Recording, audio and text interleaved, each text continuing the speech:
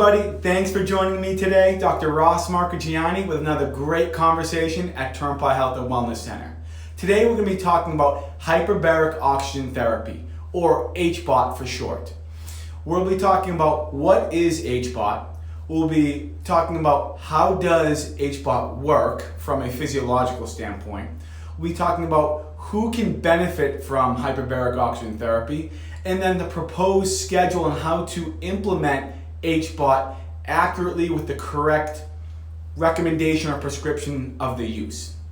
Let's dive in. So first, what is hyperbaric oxygen therapy?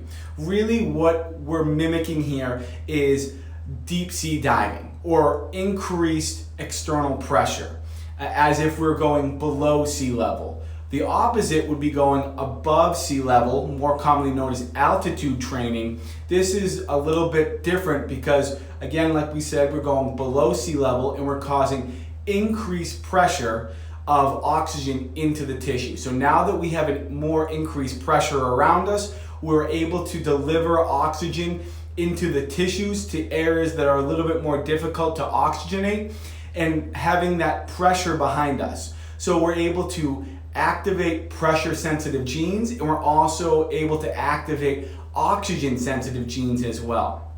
We're also really able to increase peripheral tissue perfusion, and we're also able to oxygenate the body because we have that external pressure, typically around 4 psi's or 4 atmospheric pressure, that is able to deliver and increase blood flow into the tissues.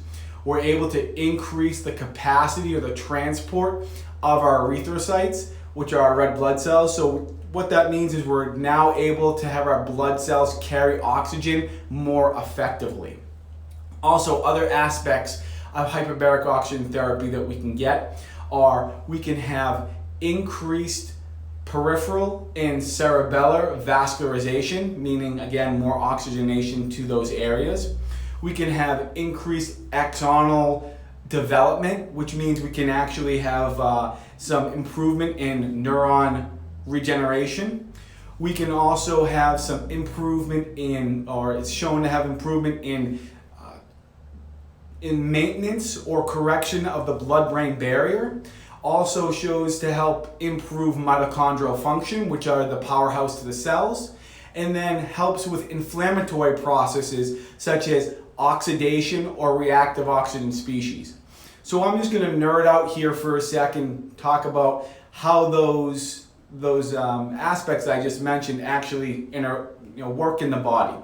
So just to be clear, a lot of this is not flat out proven, or it's hypothesized, and it's more based off of in vitro or in vivo studies. So in vitro meaning like in a glass, in a petri dish, and in vivo would be like animal studies.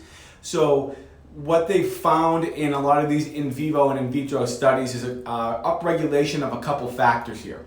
The first one being HIF1 alpha. That stands for hypoxia-inducible factors.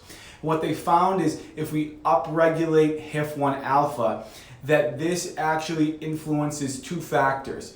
EPO, which is erythropoietin, which helps to make red blood cells. It hasn't been directly shown that hyperbaric oxygen therapy makes new red blood cells, but it influences that EPO. And also it'll influence VEGF, vascular endothelial growth factor, again, which increases peripheralization and oxygenation to tissues.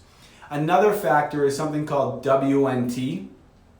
This actually helps, or it has been found in vivo, which in rat studies, that it actually increases neuronal stem cell development, meaning we're making stem cells in the brain when we activate this. And then the last factor is called CREB, C-R-E-B. They found that when this is activated, that it influenced something called BDNF, brain-derived neurotrophic factor, again, which will help axonal repair and axonal development and neurogenesis, so development of the brain. So those are some physiology aspects behind it. Next, who can benefit from HBOT? So typically was developed or originally was first developed for diabetics, especially with diabetic nephropathy or issues with basically unable to wounds on their extremities, mainly their feet, that weren't able to heal well because of lack of oxygenation. Also was first developed with the use of burn victims or skin graft victims to improve oxygenation and tissue healing. Some other factors that it's been really beneficial with is cognitive loss and brain fog in patients. So a lot of Alzheimer's or a lot of dementia patients, or more importantly like concussion patients, have shown a lot of benefit with the use of this. Hypoxic events, such as like near drowning or episodes of being induced into like a coma-like state, TBI, traumatic brain injuries, all have been beneficial or have found some benefit for the use of HBOT here. As you can see, some other things here: PTSD, stroke, Parkinson's, certain vision issues. Want to be careful with glaucoma, because glaucoma is increased pressure internally in the eyes, so that would be something you'd be careful with, because we don't want to increase the pressure in the eyes there. Cerebral palsy, autism, Lyme disease, mold, these have all been have some research behind to validate the use of hyperbaric oxygen therapy. So a proposed schedule here, how can we implement this? This is where I would say we have the largest amount of discrepancy, or what's my qualm with hyperbaric oxygen therapy, is that there really isn't a set prescription or recommendation on how often we should be being influenced or having dives or doing HBOT therapy sessions. Research has shown that 40 days doing 40 dives in 30 days. So that can be, on some days, 2 dives a day, which is pretty rigorous and I think a little bit of a barrier to hyperbaric oxygen therapy treatments. And then in the research, it varies from 1 to 2 dives a day and varies between an hour to an hour and a half in treatment. Also, the amount of length of time at which we do HBOTs varies. But what we've found through patients here at the clinic is that if we can get a patient in about 3 times a week for that 4 to 5 weeks for an hour long, that it's shown significant cognitive benefit for what the patient is being treated with.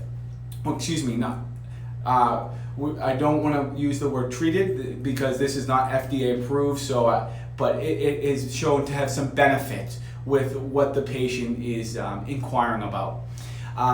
Other aspects here is the typical dive pressure is going to be 4 psi. That's pretty standard in most research or most benefits. So again, the recommendation would be an hour-long session, about 3 times a week for 4 to 5 weeks, so we can hit somewhere in between that 20 to 40 dives during a cycle of hyperbaric oxygen therapy treatments, what is typically recommended.